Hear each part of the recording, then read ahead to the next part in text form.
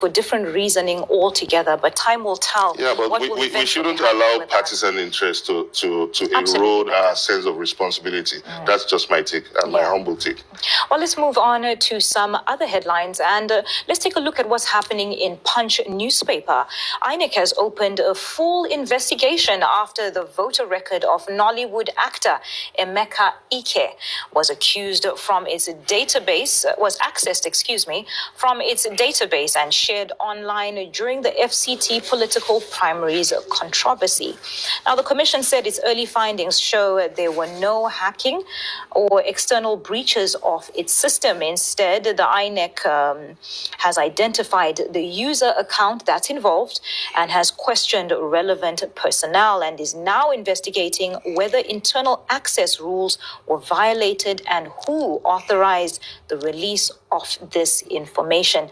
The DSS stepped in and has also launched a separate investigation, while INEC maintains that the incident affected only one voter record and did not compromise the personal data of more than 90 million registered voters. Benga, what do they mean? I mean, if one account, I'm sure one account is enough to do the amount of damage that is necessary. What do they mean by that? I would like clarity on that, sincerely. It's quite laughable that we live in denials and of something that's so obvious and simple. And this is not new. Yes, it's an open secret that even during the 2023 elections, INEC portal was hacked severally. I hope that nobody will come and arrest me for saying it is an open secret. It comes with that untold paradox of an open secret that INEC portal is quite exposed and vulnerable, and I think that was why one of the reasons we couldn't have a direct an electronic transmission of results during the presidential election, because it was adopted during the state election. So we should stop deceiving ourselves that this is a novel threat to INEC portal, even though we have the Cyber Prevention and Prohibition Act 2024 that came as an improvement to the 2015 Act. But nevertheless, we've seen situations where institutions have come under this threat. Remember, we had a conversation some months ago from the PwC, from Deloitte, on their head of the cyber security system, and it talked about how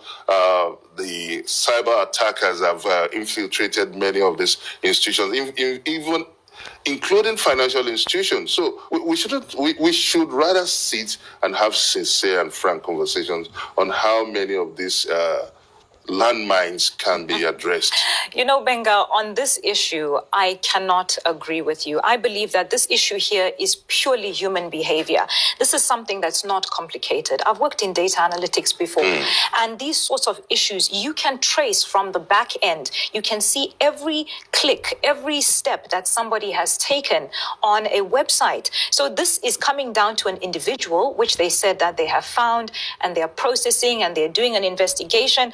But you see, a system is only as trustworthy as the people who are allowed to operate it. And this is a problem that I think is in the system on a bigger scale, is that in Nigeria, weak internal controls will result in these sort of things. The people who manage this data are the ones, the custodians, they're the ones who are meant to deal with the consequences. And you can't just be pushed off to, maybe say that, a security breach or all of that. No, who is the person involved? Who are the people working behind this?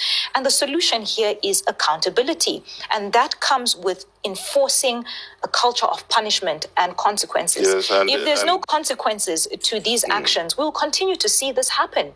Yeah, and it also underscores the need to further strengthen INEC's internal online system, internal cyber structure, which is very important in order to have a free and untampered, credible elections come 2027 election. If this is happening at this point in time, what can people expect closer to the time of elections? So INEC needs to sit up. Absolutely. It has its job cut out for itself. Well, let's look at another story in New Telegraph, and this has got to do with CAN declaring national mourning and demanding a state of emergency.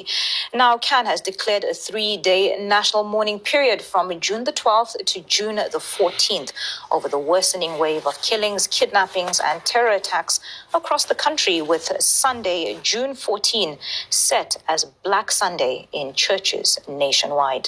The Christian Association of Nigeria is calling on the federal government to declare a state of emergency on security, warning that the continued bloodshed and destruction of communities have reached a level of crisis. Benga, these protests concerning the kidnappings in Oyo State have been on the front of our papers for several days now. And now CAN is calling for a state of an emergency. Do you think that that is the right action? Do you think that this is coming at the right? Just give me your thoughts on this. Yeah, the Holy Book says, "Blessed are those who mourn." But I think the situation now demands more than mourning. It demands serious accountability. Yes. We've seen this kind of situation happen in a recurring pattern. And what has been done to address this issue? Calling for a state of emergency is looking more like a fancy narrative, because in November 26 last year, 2025, the president declared a state of emergency on the security sector, and where he also declared the recruitment of 50,000 additional policemen. And then recently, we've now seen the 1,000 forest guards. 1,000 forest guards and 50,000 policemen. So what happens to the 49,000 deficit? We've not had anywhere any of the reports inaugurating or swearing in or the deployment of 49,000 policemen. So I think even when you look at what happened at Angwan Rukuba in Plateau State, where the president promised 5,000 CCTV, it took the traditional leader to remind him that, okay, apart from the 2 billion naira intervention fund in the police in the security situation, what about the 5,000 CCTV units that you promised? So I think a lot of the situation demands accountability and responsibility from governance rather than finding fanciful words that are quite ambiguous. What exactly does state of emergency mean? What are the details? What are the components of state of emergency when we have genuinely advocated for state policing? I'm not a state governor. I stand nothing to gain, but we've come to a time when we need to speak the truth, and we need to have frank conversation. We need to avoid bringing partisan interest and partisan coloration into, because people are dying. And we refuse to accept this as a mode of operation, as a new normal. The former president Obasanjo said that any government that cannot guarantee the security of lives of its people has no business addressing. And this resonates deeply with Section 14, subsection 1. I think I have to keep this as a cathedral chorus for the federal government to listen to, that this is the primary key performance indicators of governance. Section 14, subsection 1 says that security and the welfare of the people shall be the primary responsibility of government. So there is no ambiguity about it. There is no circumspection. There is no unequivocation about it. That is the basic expectation, job description of governments. So this killings under any guise, under whatever the effort the federal government is making, is completely unacceptable to the people of Nigeria. Now, let me weigh in as well with my own analysis of this. Benga, you and I have sat at this table and discussed several headlines of what's going on in the nation. We've also invited several guests as well, where we've spoken about possible solutions, strategies for what needs to be done, what could be implemented, what other countries are doing. We've looked at all of that. But let's put aside just for a moment the duties of what the government needs to do, what they've been doing or not doing, and just even approach it from the angle of empathy. Where is the compassion from the government? Because we're not seeing enough of that. We're not seeing any of that. We're not seeing, this sign of kindness. Have we fallen so far from the moral compass that is making us so withdrawn from the reality that so many people are being killed, so many communities are being left in fear, afraid, without their breadwinners, without their children. Where is that in the least? Many countries we see, once there is an incident that is even similar to this, smaller than this, we see that the president will come out, we'll see that the right people will come out and action will be taken. At least, they console the people, they mourn with them. But we're not seeing enough of this in Nigeria. And what is the reason for this desensitization? Is it because we're having so many of these incidents go on? You seem like you wanted to say something. I think human sympathy has been encroached. It's missing. Has been encroached by partisan interest. And when we talk about state policing, it looks like an unbroken chorus. Yeah. But the fact is that most of the security threats comes under geopolitical dimensions and coloration. That's why you have the violent extremists in the northeast, you have banditry in the northwest and north central, you have now pockets of abductions coming up down the south now. So it comes with their geopolitical dynamics that the federal government has refused for the opting time to see, and I've not seen that sense of urgency to create state policing.